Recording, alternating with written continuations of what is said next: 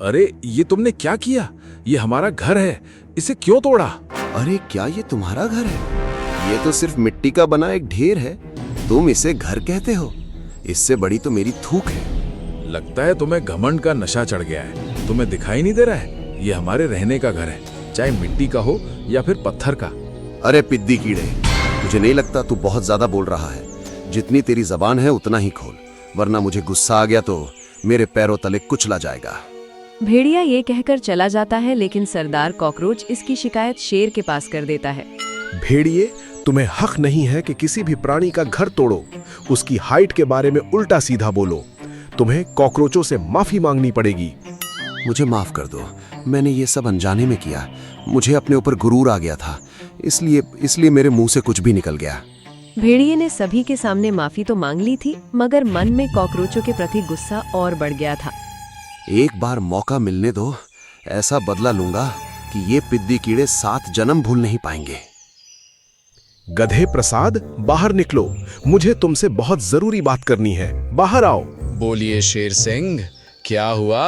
ऐसा क्या काम आ गया कि हमें याद कर रहे हो? मुझे बहुत जरूरी सूचना मिली है, इसलिए हमें जंगल से बाहर जाना है और तुम मेरे साथ चल रहे हो। ये मेरा आदेश है। मगर शेर सिंह, अगर तुम जंगल में नहीं रहोगे तो कौन इस जंगल को संभालेगा? तुम्हारे जाने के बाद जंगल के फैसले कौन लेगा? तुम चिंता मत करो, मैंने सारी व्यवस्था कर ली है। तुम बस मेरे साथ चलो। जंगल की सारी व्यवस्था मैंने एक जिम्मेदार जानवर के हाथों में डाल दी है। अच्छा, अगर आपने कोई ढूंढा होगा तो अच्छा होगा। चलिए, कहाँ जाना है? दोनों सफर के लिए निकल गए और इधर सभी जानवर परेशान हो रहे थे कि शेर सिंह सभा छोड़ के कहाँ चला गया है। आज मैंने शेर सिंह को नहीं देखा। सुबह से वो लापता है, ना जाने बिन बताए कहाँ चला है। देखा तो मैंने भी नहीं है। अक्सर जंगल भ्रमण में निकट था, लेकिन आज सुबह सुबह वो जंगल भ्रमण में भी नहीं निकला। तभी भेड़िया वहां आ पहुंचता है, वो भी उस स्थान पर जहां शेर सिंह बैठकर सभा करता था। भेड़िए, उस जगह से तुरंत हटो। तुम शेर सिंह के स्थान पर क्यों खड़े हो? अभी उतरो। आप सभी मुझे माफ करिए, मगर इस स्थान पर खड़े होने का हक मुझे खुद शेर सिंह ने दिया है। उसने कहा है कि वो जंगल छोड़ के कुछ दिन के लिए बाहर जा रहा है और उसके बदले मैं इस जंगल की सभा को संभालूं, सभी परेशानियों का हल निकालूं। क्या एक भेड़िए को ये काम मिला है? ये शेर सिंह की बुद्धि को क्या हो गया है? मुझे लगा था कि कोई समझदार होगा, वो सभा को संभालेगा, लेकिन ये खुद के काबू से बाहर रहता है, तो सभा को कैसे काबू में रखेगा? सही कह रहे हो, शेर सिंह ने ना जाने इसके अंदर क्या देख लिया होगा। खैर जो भी हो, अब शेर सिंह के आने तक भेड़िया ही हमारा राज होगा। अब देखते हैं कि ये कैसे हमारे जंगल को संभालेगा। अब मैं राजा बन चुका हूँ। इस जंगल में कुछ दिन ही सही, मगर मेरे नियम कानून होंगे। सब झुककर सलाम करेंगे, बहुत मजा आएगा। मजा तो आएगा हुजूर, लेकिन मैं जो अब बोलूंगा उससे आपका मजा 2 गुना हो जाएगा। हुजूर, आपको याद है कि किस तरह उन पिद्दी घिनौने कॉकरोचों ने शेर सिंह से शिकायत करके आपकी कितनी फजीयत की थी? उन पिद्दी कीड़ों की वजह से सभा में सबके सामने शेर सिंह ने आपको कितना भला बुरा सुनाया था। मैं उस दिन को आज भी नहीं भूला हूँ सियार। मेरे अंदर बदले की ज्वाला आज भी धधक रही है। तुमने अच्छा याद दिलाया। अब उन कॉकरोचों की उल्टी गिनती चालू कर दो। अब एक एक कॉकरोचों को सबक सिखाने का समय आ गया है। उधर कॉकरोचों की कॉलोनी में हड़कंप मच चुका था। उन्होंने तुरंत सभा बुला ली थी। सरदार, जंगल के अंदर से एक बहुत डराने वाली खबर आई है। भेड़िया को नया राजा बनाया गया है। हाल ही में शेर सिंह ने गद्दी भेड़िए को देखकर गधे के साथ भ्रमण में निकल चुका है, और मैंने ये भी सुना है कि जब तक शेर सिंह वापस नहीं आ जाता, भेड़िया ही राजा बना रहेगा। ये तो काफी चिंता की बात हो गई। भेड़िए की शिकायत जब हम सबने की थी, तब शेर सिंह ने सबके सामने उसे फटकारा था। भेड़िया आज भी उस दिन को अपने अपमान के रूप में देखता है। एक बार उसने मुझे धमकी भी दी थी कि मौका मिलने पर वो हमें सबक जरूर सिखाएगा। तो अब हमें क्या करना चाहिए? क्या हमें भेड़िए से उस दिन के लिए माफी मांग लेना चाहिए? नहीं नहीं, हमने उस दिन कोई गलती नहीं की थी। हमें माफी नहीं मांगनी चाहिए। मेरे पास इसके लिए एक उपाय है। हम भेड़िया के पास जाएंगे और उससे बात करेंगे। जरूर वो हमारी बात समझेगा। सभी कॉकरोच डरे सहमे भेड़िए के पास जा पहुंचे। उन्हें देखकर सियार गुस्से में बोला, अरे पिद्दी कीड़ों, तुम सब यहाँ भी आ गए? कहीं तुम माफी मांगने तो नहीं आए हो? अच्छा, तुम्हें मालूम हो गया है कि भेड़िया राजा बन गया है, तो तुम सब डर के मारे यहाँ माफी मांगने आ गए। नहीं सियार, हम कोई माफी मांगने नहीं आए हैं। जब हमारी गलती थी ही नहीं तो माफी किस बात की। हम तो सिर्फ भेड़िए को बधाई देने आए हैं और उसे कुछ बात कहने आए हैं। तभी भेड़िया वहां आ पहुंचता है। अरे सियार, कौन आया है? किससे बात कर रहे हो? मुझे तो कोई नजर नहीं आ रहा है। कैसे नजर आएंगे? मैं जिनसे बात कर रहा हूँ वो तो एक कंकड़ के समान है। इतने छोटे हैं कि पैर के नीचे आ जाएं तो पता भी नहीं लगता। और आपको पता है, इनके साथ इनका सरदार भी आया है और ये आपसे कुछ बात भी करना चाहते हैं। ओह, तो कॉकरोचों की गैंग आई है। लेकिन उन्हें मुझसे क्या बात करनी है? वो तो अपनी परेशानी खुद हल कर लेते हैं। भला उन्हें मुझसे क्या काम? महाराज भेड़िया, हम आपको बधाई देने आए हैं। आप अब राजा बन चुके हैं, इसलिए हम सब आपको शुभकामनाएं देने आए हैं। हम सब की शुभकामनाएं स्वीकार करिए। अरे वाह वाह मेरे मित्रों, तुम सब भले कद में छोटे हो, लेकिन तुम्हारा दिल तो काफी बड़ा है। तुम सब इतने दूर से चल के आए हो, तुम्हारी ये बधाइयां मैं स्वीकार करता हूँ। अच्छा बताइए कि आप सब मुझसे क्या बात करने आए हैं? एक बार जब हमने आपकी शिकायत शेर सिंह के पास की थी, तब आपको शेर सिंह ने बहुत सुनाया था और आपको ये अपमान जैसा लगा और आपने मुझे धमकी भी दी थी कि आप इसका बदला भी लेंगे। लेकिन हम चाहते हैं कि आप इस बात को भूल जाएं और क्यों ना हम सब एक नई शुरुआत करें। अरे ये कैसी बात कर रहे हो? मैं तो वो बातें कब का भूल चुका हूँ। और वैसे भी गलती तो मेरी थी और गलती की सजा तो मिलनी ही चाहिए। और मेरे दोस्तों, मैं भी चाहता हूँ कि हम नई शुरुआत करें। तुम सब चिंता मत करो, मैं सब कुछ भूल चुका हूँ। अरे वाह, मुझे लगा ही था शेर सिंह ने कुछ सोच समझ कर ही तुम्हें राजा बनाया होगा। कुछ तो तुम्हारे अंदर ऐसी प्रतिभा देखी होगी जिसकी वजह से तुम्हें राजा बनाने के लिए चुना। खैर चलो, अब हम चलते हैं। आपका बहुत बहुत शुक्रिया। कॉकरोच वहां से चले गए। भेड़िए की बातें सुन के सियार बहुत हैरान था। हुजूर, ये आप क्या कर रहे हैं? आपने उन्हें माफ कर दिया, लेकिन क्यों? अरे यही तो सही मौका है अपने अपमान का बदला लेने का। मैंने उन्हें माफ नहीं किया है सियार। मैंने तो अभी खेल की शुरुआत की है। अभी तुम देखना कैसे इन तिल चट्टों की चटनी बनाता हूँ। तुम जाओ और जंगल के सफाई कर्मी को बुला लाओ, जो मेरे जानवरों को ठिकाने लगाते हैं। मुझे यकीन नहीं हो रहा है भेड़िया इतना भला जानवर निकलेगा। मुझे तारीफ करनी चाहिए कि उसने पुरानी बात को भूलकर नई शुरुआत की है। अरे सरदार, उसकी तारीफ बाद में करना, पहले मेरे साथ चलिए। बहुत बड़ी गड़बड़ हो गई है। उस चीज को देखकर आपका दिमाग खराब हो जाएगा। सरदार बाकी कॉकरोच के साथ साथी कॉकरोच के बताए पते पर पहुंचे और देखकर दंग रह गए। जंगल के सफाई कर्मी लकड़बग्घे, बीमारी से मरे हुए जानवर और सड़े गले चीजों को कॉकरोचों के भोजन वाले जगह पर फेंक रहे थे। उन्हें देखकर सरदार चिल्लाया, अरे तुम ये क्या कर रहे हो? ऐसा मत करो, ये हमारे भोजन की जगह है। हम यहाँ आसपास भोजन ढूंढते हैं। अगर तुम ये सब यहाँ फेंकोगे और ये बीमार जानवरों की लाशों को यहाँ रखोगे तो हम भी बीमार हो जाएंगे। ऐसा मत करो। माफ करना भाई, मगर ये सब करने के लिए हमें नए राजा ने कहा है। उन्होंने बोला कि पुरानी जगह में अब ये कचरा नहीं फेंका जाएगा, बल्कि अब इसके लिए नया जगह यानी कि इस स्थान को चुना है। सरदार जैसे ही ये सुनता है, वह तुरंत भेड़िए के पास पहुंचता है। महाराज, ये आपने क्या किया? आपने हमारे भोजन ढूंढने की जगह पर सड़े गले चीजें और बीमार जानवरों का शरीर फेंक रहे हैं। इससे तो हम बीमार हो जाएंगे। अरे क्या वो जगह तुम्हारे भोजन की जगह थी? मुझे तो मालूम नहीं था भाई, मुझे माफ करना। लेकिन अब वही जगह चिन्हित हो चुकी है, मैं कुछ नहीं कर सकता। अब तो वही जगह कूड़ेदान बनेगी। क्या बात कर रहे हो? जंगल में बहुत सी जगह है। आपको कूड़ा फेंकने के लिए सिर्फ वही जगह मिली थी। आप इसका दूसरा निवारण कीजिए। अच्छा ठीक है, मुझे कुछ दिन का मौका दो, मैं नया कूड़ादान की जगह बना लूंगा। तुम चिंता न करो। कॉकरोच ये बात सुन के वहां से चले जाते हैं। सियार, जाओ और सभी जानवरों को बुलाओ।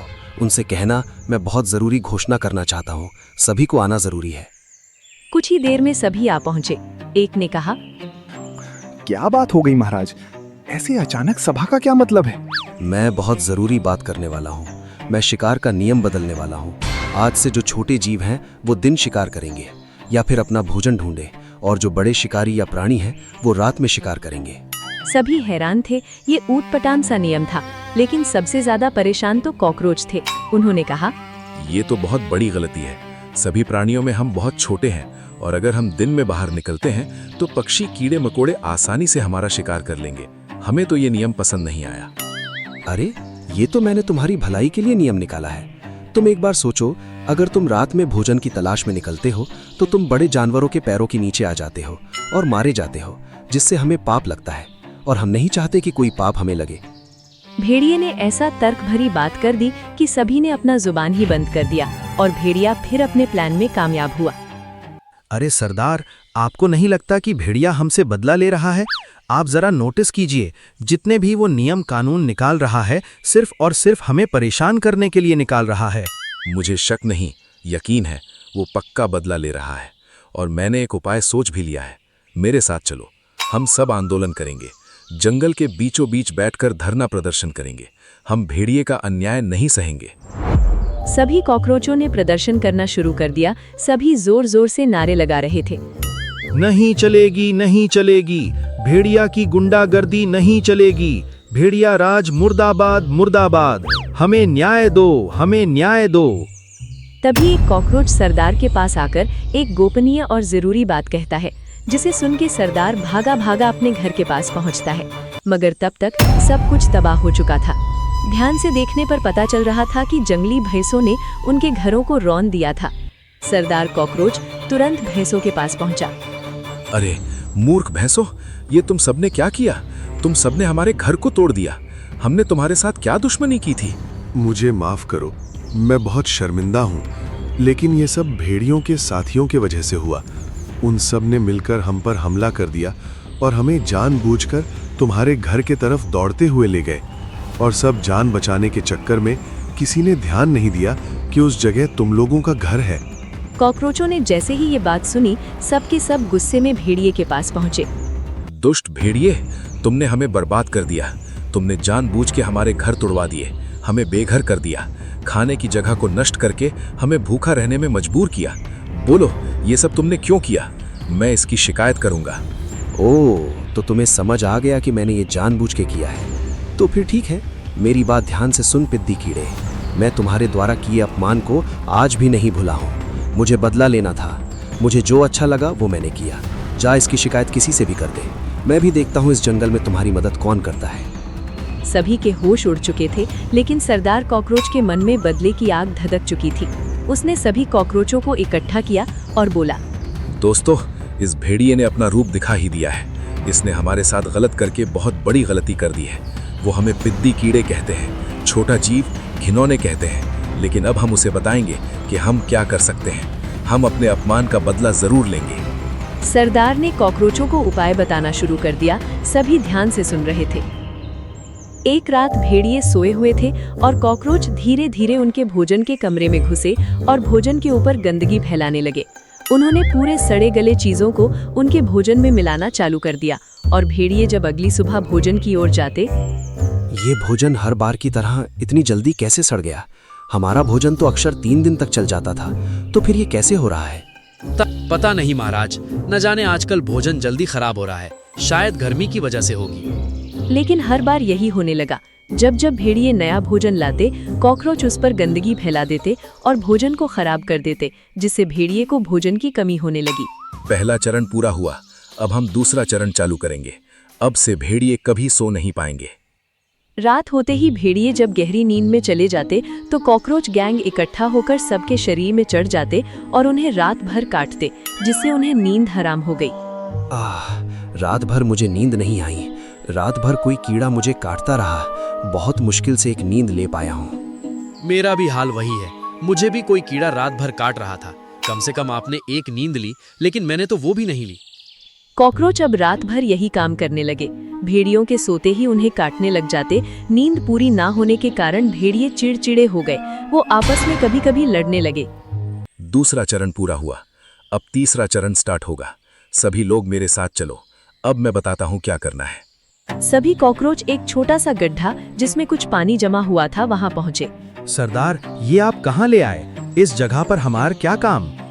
गर्मी का मौसम चल रहा है और तुम सबको मालूम है पानी की कमी चल रही है। कुछ कुछ जगह पर ही पानी बचा हुआ है और ऐसे ही इस जगह पर पानी बचा हुआ है और भेड़िए इसी जगह से पानी पीने के लिए आते हैं। अच्छा सरदार, मैं समझ गया। अब आप चाहते हैं कि हम इसे दूषित कर दें, जिससे भेड़िए जब पानी पीने आए तो वो सब बीमार पड़ जाएं। बिल्कुल, तुम काफी समझदार हो। अब काम फटाफट स्टार्ट करो। भेड़िए जल्द ही पानी पीने आएंगे, तब तक हमें काम को निपटाना है। कुछ देर बाद प्यासे भेड़िए पानी पीने आए और पानी पीकर चले गए, लेकिन देर रात सबकी तबीयत खराब होने लगी। किसी को पेट दर्द तो किसी को बुखार उल्टी हो रही थी। सियार, कुछ पता कर, अचानक हमारा तबीयत खराब होना, खाना खराब होना, नींद खराब होना, आखिर इतनी जल्दी कैसे हो रहा है? अपना दिमाग लगा। ये मामला एकदम पानी की तरह साफ है। ये सारा काम उन पिद्दी कीड़ों की वजह से है। आपने उनके साथ जो किया, आज उसी का बदला ले रहे हैं। हमारी तबीयत खराब होना भी उनकी वजह से ही होगा। जरूर वो गंदगी को फैला रहे हैं, खाना खराब कर रहे हैं ताकि भूखे रहें, नींद खराब की ताकि हम सो नहीं पाए। ये पिद्दी कॉकरोचों की इतनी हिम्मत है? आज उनका खेल खत्म समझो। आज सभी कीड़ों को पैरों तले दबा दबा के मारूंगा। मेरे साथ सभी चलो।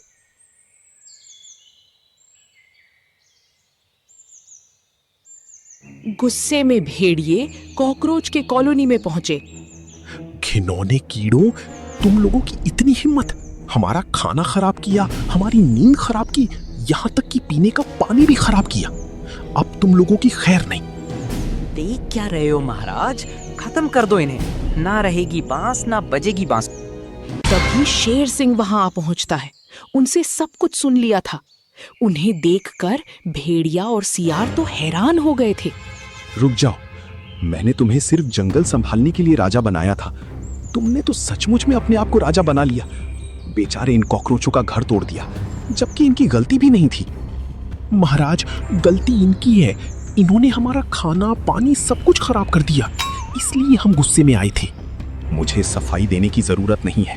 मुझे पूरे जंगल ने जानकारी दे दी है कि तुमने जंगल के कानून के साथ छेड़छाड़ की, शिकार का नियम बदल दिया ताकि इनको परेशान कर सको, कूड़ादान बदल दिया ताकि इन्हें खाना ना मिल सके, घर तोड़वा दिया। तुमने इतने अत्याचार किया कि इसकी सिर्फ एक ही सजा है। तुम्हें और इस सियार को हमेशा हमेशा के लिए जंगल से निकाला जाता है। चले जाओ यहाँ से।